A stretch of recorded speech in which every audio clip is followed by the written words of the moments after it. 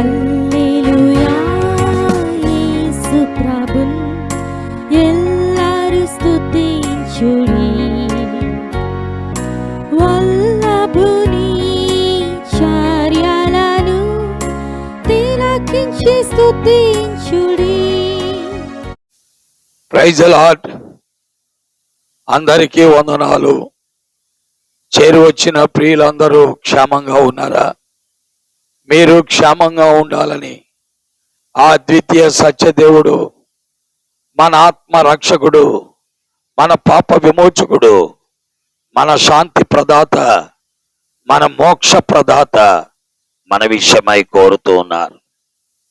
సమయంలో దేవుని వాక్యములో ఫిలిప్పీలకు రాసిన పత్రిక 2వ అధ్యాయము 6వ వచనాన్ని మనము చదువుకుంటాం. ఫిలిప్పీలకు రాసిన పత్రిక 2వ అధ్యాయం 6వ వచనం లేక 5వ వచనం నుండి, క్రీస్తు యేసును కలిగిన ఈ మనస్సును మీరును కలిగి ఉండుడి. ప్రియులారా, క్రీస్తు యొక్క మనస్సు మానవుడు కలిగి ఉండాలి. క్రీస్తు యొక్క మనస్సు ఏంటి? తన కొరకు తాను ఏమీ చేసుకోడు, ఎదుట వ్యక్తి కొరకై చేస్తాడు. సాధారణంగా మానవ లోకములో మనము ఎదుటి వ్యక్తికి సహాయము చేసేటప్పుడు అతడు మంచివాడైతే, నీతిమంతుడైతే, మనకు మరలా సహాయము చేయువాడైతే మనము అతనికి సహాయము చేస్తాం. ఇది మన మనస్సు.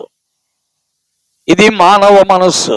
అనగా మానవ మనస్సు ప్రతిఫలాన్ని కోరేది. దేవుని మనస్సు ప్రతిఫలాన్ని అపేక్షించనది. పిల్లరా, మనమెంత దౌర్భాగ్యులమైన, పాపాత్ములమైన, నీచులమైన, చెడిపోయిన వారమైన, జారిపోయిన వారమైన, లోకములో భ్రష్టులుగా తిరుగుతున్న వారమైన మనలందరినీ కూడా ఆ దేవుడు ప్రేమిస్తున్నవాడు. మంచివాని కొరకు సైతము ఒకడు ప్రాణము పెట్టుట అరుదు. ఒకవేళ నీతిమంతుని కొరకు ఎవడైనా సహాయం చేయొచ్చు, చెడిపోయినాడు కొరకు ఎవరు చేస్తారు? అదే క్రీస్తు మనస్సు. క్రీస్తు మనస్సు చెడిపోయిన వారిని, పాడైపోయిన వారిని, పాపులను ప్రేమించింది. అందుకే ఆయన అన్నారు, నేను పాపులనే పిలువచ్చుతును గాని నీతిమంతులను పిలవరాలేదు. ఈ సమాజంలో ఒక స్త్రీ వ్యభిచారి అని మనకు తెలిస్తే ఆ స్త్రీని మనం దూరంగా పెడతాం. ఆ స్త్రీతో నడవటానికి ఇష్టపడం. ఆ వ్యక్తితో ఉండే చోటులో ఉండక కూడా ఇష్టపడం. ఆ వ్యక్తి ఎక్కిన బస్సులో పక్కన కూర్చోటం కూడా ఇష్టపడం. ఎందుకని? ఆమె చెడిపోయింది కాబట్టి. అయితే ఇది మానవ మనస్సు. క్రీస్తు మనస్సు ఎలాంటిది అంటే, వ్యభిచారమందు పట్టబడిన స్త్రీ ఆయన యొద్దకు తేబడితే ఆ వ్యభిచారమందు పట్టబడిన స్త్రీతో, అమ్మా, ఎవరునూ నీకు శిక్ష విధింపలేదా? నేను కూడా నీకు శిక్ష విధింపను, ఇకను పాపము చేయకమని చెప్పినాడు. అదే క్రీస్తు మనస్సు. పిల్లరా, అలాగే మరొక స్త్రీకి 5 పెనిమిట్లు ఉన్నారు. 6వ వాడు కూడా ఆమె వాడు కాదు. అలాంటి స్త్రీతో సంభాషణ చేసి ఆ స్త్రీని దేవుని తట్టు త్రిప్పినవాడు. అదే క్రీస్తు యేసు మనస్సు.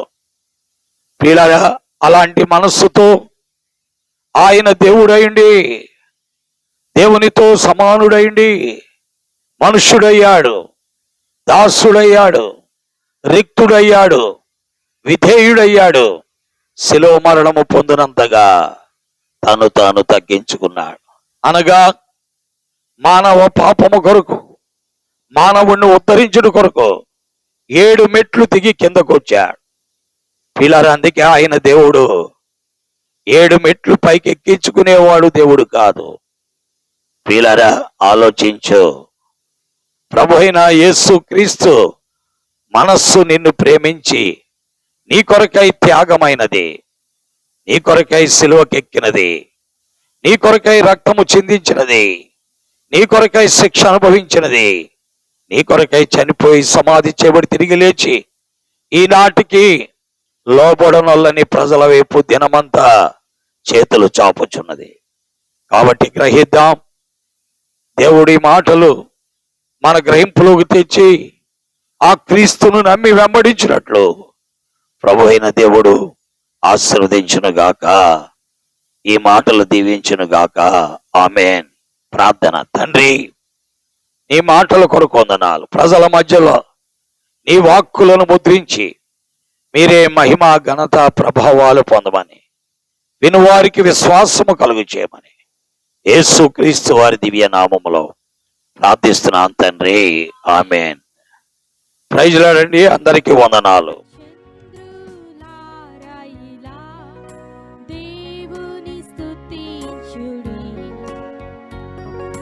హృదయమును వెలిగించిన యేసుని స్తుతించుడి. అగ్నివాడా